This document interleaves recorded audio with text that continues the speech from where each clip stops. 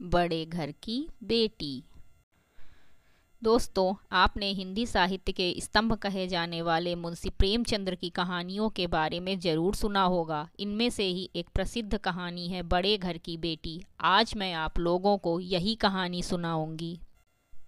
बेनी माधो सिंह गौरीपुर गांव के जमींदार और नंबरदार थे। उनके पितामह किसी समय बड़ी धन धान्य संपन्न थे। गांव का पक्का तालाब और मंदिर, जिनकी अब मरम्मत भी मुश्किल थी, उन्हीं के कीर्ति स्तंभ थे। कहते हैं इस दरवाजे पर हाथी झूमता था। अब उसकी जगह एक बूढ़ी भैंस थी, जिसके शरीर में अस्थिपंजर के सिवा और कुछ शेष न था, पर दूध शायद बहुत देती थी, क्योंकि एक न एक आदमी हार्डी लिए उसके सिर पर सवार ही रहता था।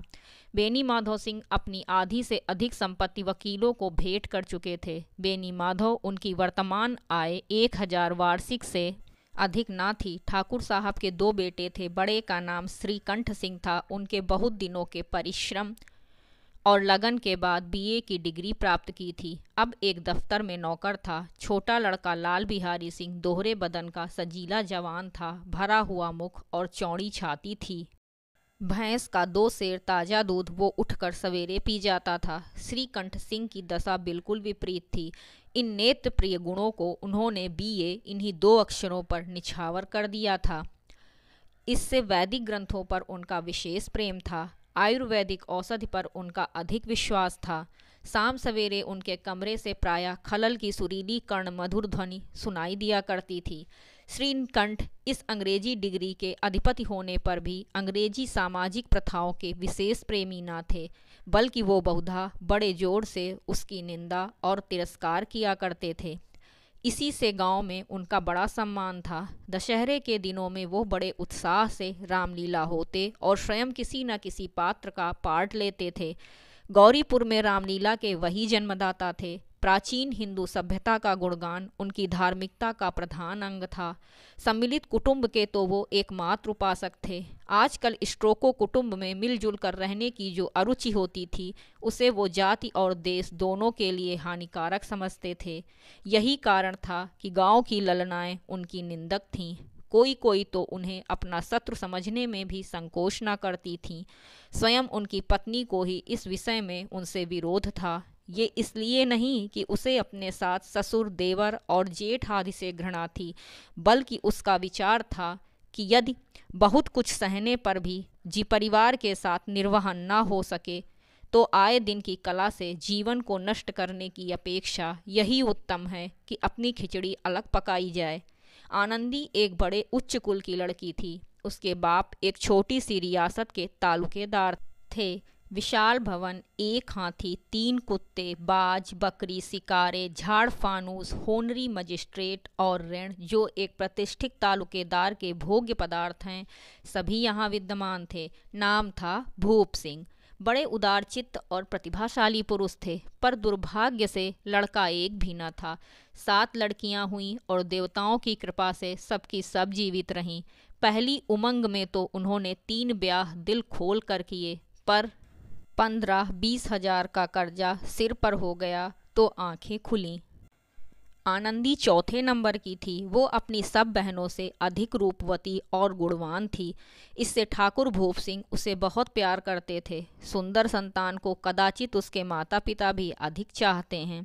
धर्म संकट में थे कि इसका विवाह कहाँ करें। ना तो यही चाहते थे कि ऋण का बोझ बढ़े, और ना यही स्वीकार किया था कि उसे अपने को भाग्यहीन समझना पड़े।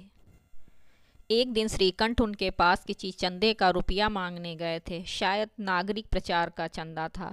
वो उनके स्वभाव पर रिझ गए और धूमधाम से श्रीकंठ सिंह का आनंदी के साथ विवाह हो गया। आनंदी अपने नए घर में आई तो यहाँ का रंग ढंग कुछ और ही देखा। जिससे टीम टाम की उसे बचपन से ही आदत पड़ी थी, वो यहाँ नाम मात्र को भी ना थी। हाथी घोड़ा का तो कहना ही क्या। कोई सजी हुई सुंदर बबली तक ना थी। रेशमी स्लीपर साथ लाई थी, पर यह बाग कहाँ। मकान में खिड़कियां तक न थीं। ना जमीन पर फर्श, ना दीवार पर तस्वीरें। ये एक सीधा सादा देहाती गृहस्थी का मकान था। किंतु आनंदी ने थोड़े ही दिनों में अपने को इस नई व्यवस्था के ऐसे अनुकूल बना लिया, मानो उसने विलास के सामान कभी देखे ही न थे। एक दिन दोपहर के समय लाल बिहारी सिंह 2 चिड़िया लिए हुए आया और भाभी से बोला, जल्दी से पका दो, मुझे भूख लगी है। आनंदी भोजन बनाकर उसकी राह देख रही थी। अब वो नया व्यंजन बनाने बैठे। हांडी में देखा तो घी पाव भर से अधिक ना था। बड़े घर की बेटी किफ़ायत क्या जाने। उसने सब घी मांस में डाल दिया। लाल बिहारी खाने बैठा तो दाल में घी ना था। बोला, दाल में घी क्यों नहीं छोड़ा? आनंदी ने कहा, घी मांस में पड़ गया। लाल बिहारी जोर से बोला, अभी परसों घी आया था, इतना जल्द उठ गया? आनंदी ने उत्तर दिया, आज तो कुल पाव भर रहा होगा, वो सब मैंने मांस में डाल दिया। जिस तरह सूखी लकड़ी जल्दी से जल्दी उठती है, उसी तरह भूख से बावला मनुष्य जरा जरा सी बात पर तिनक जाता है। लाल बिहारी को भाभी की ये लापरवाही बहुत बुरी मालूम हुई। तिनक कर बोला, मायके में तो चाहे घी की नदी बहती हो, स्त्री गालियां सह सकती हैं, मार भी सह सकती हैं, पर मायके की निंदा उनसे नहीं सही जाती।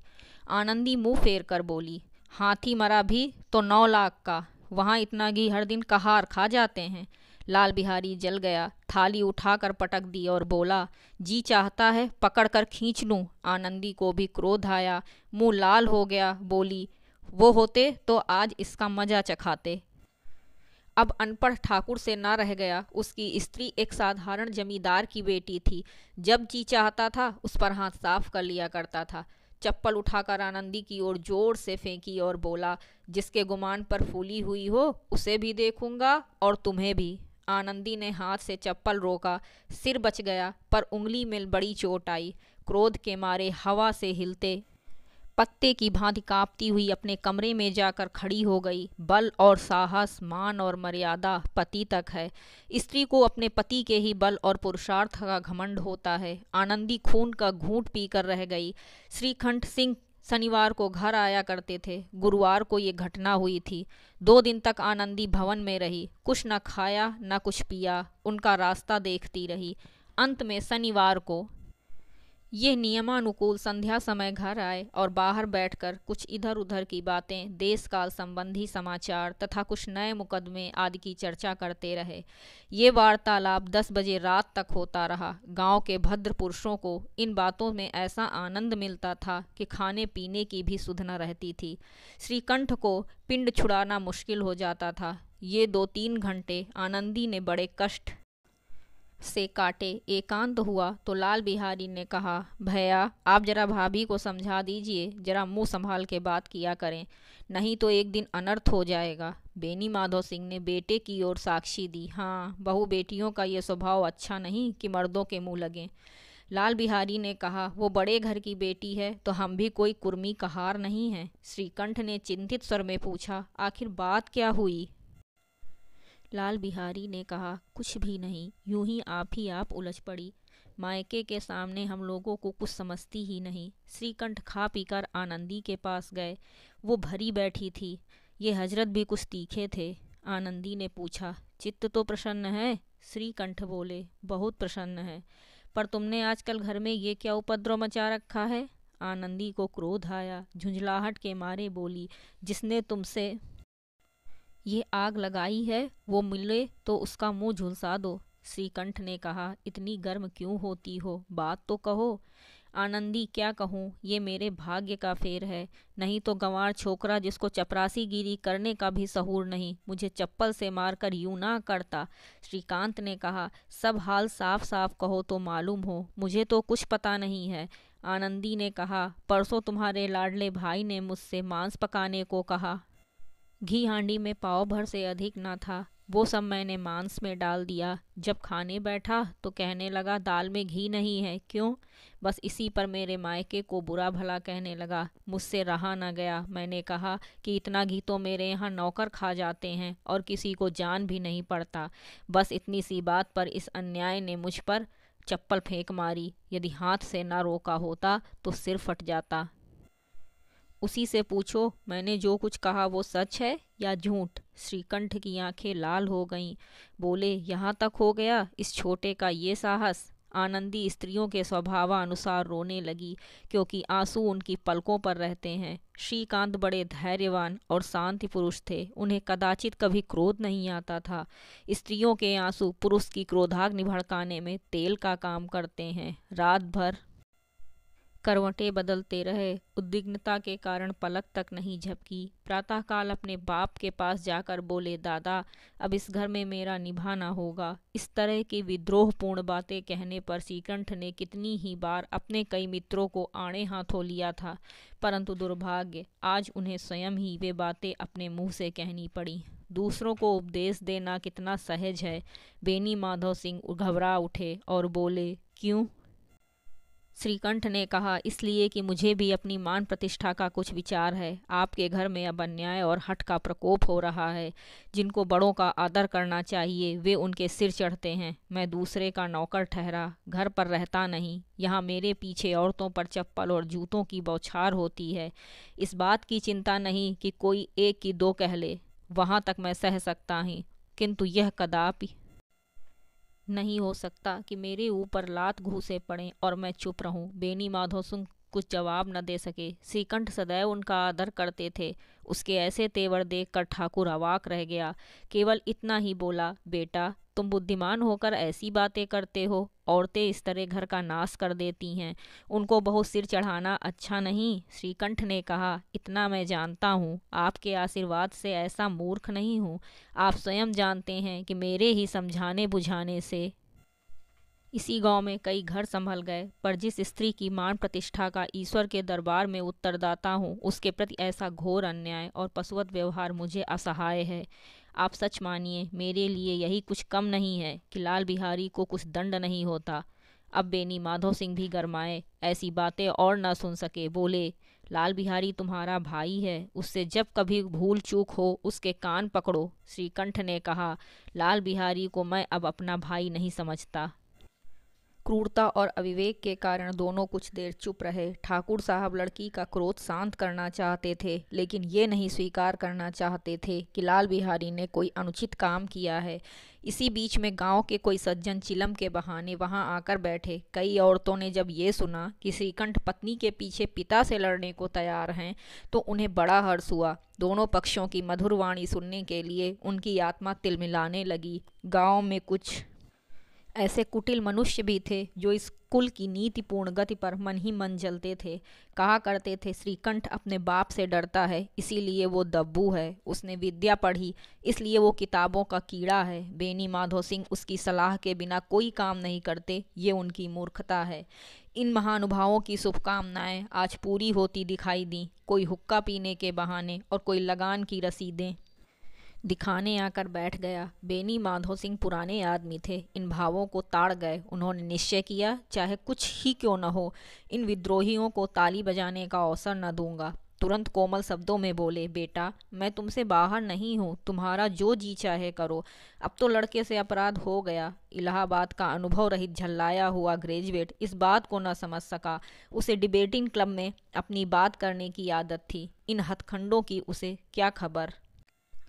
बाप ने जिस मतलब से बात पलटी थी वो उसकी समझ ना आया। बोला, लाल बिहारी के साथ अब इस घर में नहीं रह सकता। बेनी माधव ने कहा, बेटा, बुद्धिमान लोग मूर्खों की बात पर ध्यान नहीं देते, वो बेसमझ है। उससे जो कुछ भूल हुई उसे तुम बड़े होकर क्षमा करो। श्रीकंठ ने कहा, उनकी इस दुष्टता को मैं कदापि नहीं सह सकता। या तो वही घर में रहेगा या मैं ही। आपको यदि वो अधिक प्यारा है तो मुझे विदा कीजिए, मैं अपना भार आप संभालूंगा। यदि मुझे रखना चाहते हैं तो उससे कहिए जहाँ चाहे चला जाए। बस ये मेरा अंतिम निश्चय है। लाल बिहारी सिंह दरवाजे की चौखट पर चुपचाप खड़ा बड़े भाई की बातें सुन रहा था। वो उनका बहुत आदर करता था। उसे कभी इतना साहस नहीं हुआ कि श्रीकंठ के सामने चारपाई पर बैठ जाए, हुक्का पी ले या पान खा ले। बाप का भी वो इतना मान करता था, श्रीकंठ का भी उस पर हार्दिक स्नेह था। अपने होश में उन्होंने कभी उसे कुछ नहीं कहा। जब वो इलाहाबाद से आते तो उसके लिए कोई न कोई वस्तु अवश्य लाते। मुद्गल की जोड़ी उन्होंने ही बनवा दी थी। पिछले साल जब उसने अपने से बड़े जवान को नाग पंचमी के दिन दंगल में पछाड़ दिया तो उन्होंने पुलकित होकर अखाड़े में ही जाकर उसे गले लगा लिया था। 5 रुपए के पैसे लुटाए थे। ऐसे भाई के मुंह से आज ऐसी हृदय विदारक बात सुनकर लाल बिहारी को बड़ी ग्लानि हुई। वो फूट फूट कर रोने लगा। इसमें संदेह नहीं था कि अपने किए पर पछता रहा था। भाई के आने से एक दिन पहले से उसकी छाती धड़की थी कि भैया क्या कहते हैं, मैं उनके सम्मुख कैसे जाऊंगा, उनसे कैसे बोलूंगा, मेरी आंखें उनके सामने कैसे उठेगी। उसने समझा था कि भैया मुझे बुलाकर समझाएंगे। इस आशा के विपरीत आज उसने उन्हें निर्दयता की मूर्ति बने हुए पाया। वो मूर्ख था, परंतु उसका मन कहता था कि भैया मेरे साथ अन्याय कर रहे हैं। यदि श्रीकंठ उसे अकेले में बुलाकर दो चार बातें कह देते, इतना ही नहीं दो चार तमाचे भी लगा देते, तो कदाचित उसे इतना दुख न होता। पर भाई का ये कहना कि अब मैं उसकी सूरत नहीं देखना चाहता, लाल बिहारी से सहा न गया। वो रोता हुआ घर आया। कोठरी में जाकर कपड़े पहने, आंखें पोंछी, जिसमें कोई ये न समझे कि रोता था। तब आनंदी के द्वार पर आकर बोला, भाभी, भैया ने निश्चय किया है कि ये मेरे साथ इस घर में नहीं रहेंगे। वो अब मेरा मुंह नहीं देखना चाहते, इसलिए अब मैं जाता हूँ। उन्हें फिर मुंह न दिखाऊंगा। मुझसे जो अपराध हुआ है उसे क्षमा करना। ये कहते कहते लाल बिहारी का गला भर आया। जिस समय लाल बिहारी सिर झुकाए आनंदी के द्वार पर खड़ा था, उसी समय श्रीकंठ की आंखें लाल किए बाहर से आए। भाई को खड़ा देखा तो घृणा से आंखें फेर ली और कतरा कर निकल गए, मानो उसकी परछाई से दूर भागते हैं। आनंदी ने लाल बिहारी की शिकायत तो की थी, लेकिन अब मन में पछता रही थी। वो स्वभाव से ही दयावती थी। उसे इतना तनिक भी ध्यान न था कि बात इतनी बढ़ जाएगी। वो मन में अपने पति पर झुंझला रही थी कि वो इतने गर्म क्यों हैं। उस पर यह भय भी लगा हुआ था कि कहीं मुझसे इलाहाबाद चलने को कहें तो मैं क्या करूंगी। इस बीच में जब उसने लाल बिहारी को दरवाजे पर खड़े ये कहते सुना कि अब मैं जाता हूँ, मुझसे जो अपराध हुआ है उसे क्षमा करना, तो उसका बचा हुआ क्रोध भी पानी हो गया। वो रोने लगी। मन के मैल धोने के लिए आंसू से उपयुक्त और कोई वस्तु नहीं है। श्रीकंठ को देखकर आनंदी ने कहा, लाला बाहर खड़े हुए रो रहे हैं। श्रीकंठ ने कहा, तो मैं क्या करूं। आनंदी ने कहा, पछताओगे, उन्हें बहुत ग्लानि हो गई है, ऐसा ना हो कहीं चल दें। श्रीकंठ ना उठे। इतने में लाल बिहारी ने फिर कहा, भाभी, भैया को मेरा प्रणाम कह दो। वो मेरा मुंह नहीं देखना चाहते, इसलिए मैं भी अपना मुंह न दिखाऊंगा। लाल बिहारी इतना कहकर लौट पड़ा और शीघ्रता से दरवाजे की ओर बढ़ा। अंत में आनंदी कमरे से निकली और हाथ पकड़ लिया। लाल बिहारी ने पीछे फिरकर देखा और आंखों में आंसू भरे बोला, मुझे जाने दो। आनंदी ने कहा, कहाँ जाते हो। लाल बिहारी ने कहा, जहाँ कोई मेरा चेहरा न देखे। आनंदी ने कहा, मैं न जाने दूंगी। लाल बिहारी ने कहा, मैं तुम लोगों के साथ रहने योग्य नहीं हूँ। आनंदी ने कहा, तुम्हें मेरी सौगंध, अब एक पद भी आगे न बढ़ाना। लाल बिहारी, जब तक मुझे ये न मालूम हो जाए कि भैया का मन मेरी तरफ से साफ हो गया है, तब तक मैं इस घर में कदापि न रहूँगा। आनंदी ने कहा, मैं ईश्वर को साक्षी देकर कहती हूँ कि तुम्हारी ओर से मेरे मन में तनिक भी मैल नहीं है। अब श्रीकंठ का हृदय भी पिघला। उन्होंने बाहर आकर लाल बिहारी को गले लगा लिया। दोनों भाई खूब फूट फूट कर रोए। लाल बिहारी ने सिसकते हुए कहा, भैया, अब कभी मत कहना कि तुम्हारा मुंह न देखूंगा। इसके सिवा आप जो दंड देंगे मैं सहर्ष स्वीकार करूंगा। श्रीकंठ ने कांपते हुए स्वर में कहा, लल्लू, इन बातों को बिल्कुल भूल जाओ। ईश्वर चाहेगा तो फिर ऐसा अवसर ना आएगा। बेड़ी माधो सिंह बाहर से आ रहे थे। दोनों भाइयों को गले मिलते देखकर आनंद से पुलकित हो गए। बोल उठे, बड़े घर की बेटियां ऐसी ही होती हैं, बिगड़ता हुआ काम बना लेती हैं। गांव में जिसने ये वृत्तांत सुना, उसी ने इन शब्दों में आनंदी की उदारता को सराहा। बड़े घर की बेटियां ऐसी ही होती हैं। दोस्तों, अगर आपको हमारी ये कहानी अच्छी लगी हो तो वीडियो को लाइक करिएगा, शेयर करिएगा और हमारे चैनल को सब्सक्राइब करिएगा। धन्यवाद।